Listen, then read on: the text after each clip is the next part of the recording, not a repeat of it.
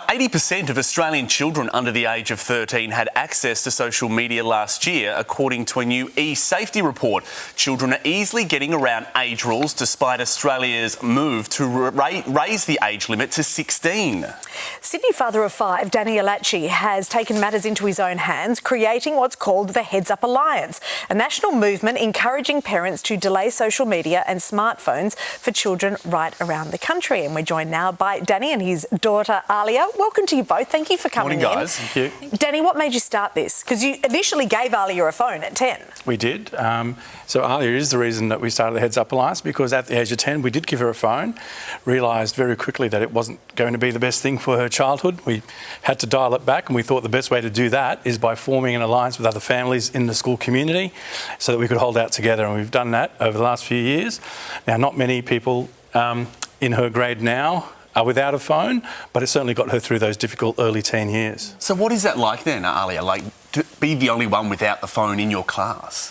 I guess it's like, it doesn't feel that different. I mean, it's only a small inconvenience for me, but I guess also me not having a phone means I don't have social media either, and most people do have social media. But I guess most people don't even know I don't have a phone, which I guess speaks, like, if they don't notice I don't have one, then it doesn't make that much of a difference. Do you feel you're missing out?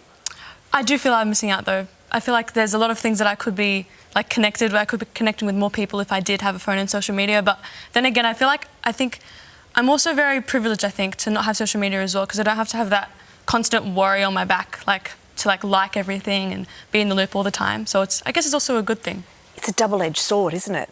It is. If you've got one, there's lots of issues without it, and without it, so it's this weighing up. I'm right in this spot at the moment for teenagers, and just we know so much more now than we once knew. We do. I think 10 or 15 years ago, we gave our kids all these shiny new things, iPads and whatnot. But I think the proof's in the pudding now, and I think parents are coming to realise more and more that there are a lot more downsides perhaps than there are upsides with smartphones and social media. So what's your advice then to other parents who would be looking at your example here, perhaps flirting with this idea of not giving their kids a phone? What would be your advice to them? My advice would be jump on to the Heads Up Alliance pages, Linktree or Facebook or whatnot. We've got lots of resources there that can help them create those communities in their schools so that they can hold out in community, because it's very hard for a child on their own to say, I'm going to be the only one that doesn't have a smartphone.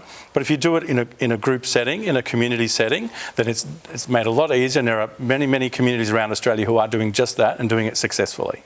Absolutely incredible. And Alia, to you too as well, to be the one out there. Thank you. Yeah. There are others. There are others. I got on and did some research on the Alliance last night. There are others. There are. Yep. It's catching on. All right, thanks, guys. Thank you. New this morning, the Albanese government has announced what